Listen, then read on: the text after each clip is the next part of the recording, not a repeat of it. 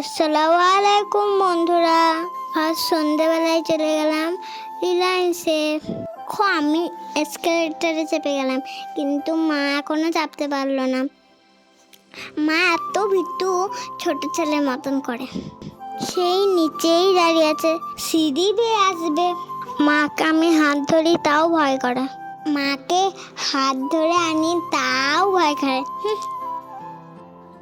দেখো কত কিছু কিনছি, চকোপাই, মুসলি, ম্যাগি, বিস্কুট, ক্রিম বিস্কুট, সব কিন্তু আমার জন্য। আমার কিন্তু রিলায়েন্সে যেতে খুব ভালো লাগে। কি সুন্দর দেখে দেখে সব কিছু কেনাকাটা করতে পারি। সব কিন্তু আমার জিনিস। আমার মতন কে কে বাজার করতে ভালোবাসো? সবাই ভালো থেকো, সুস্থ থেকো। আল্লাহ হাফেজ।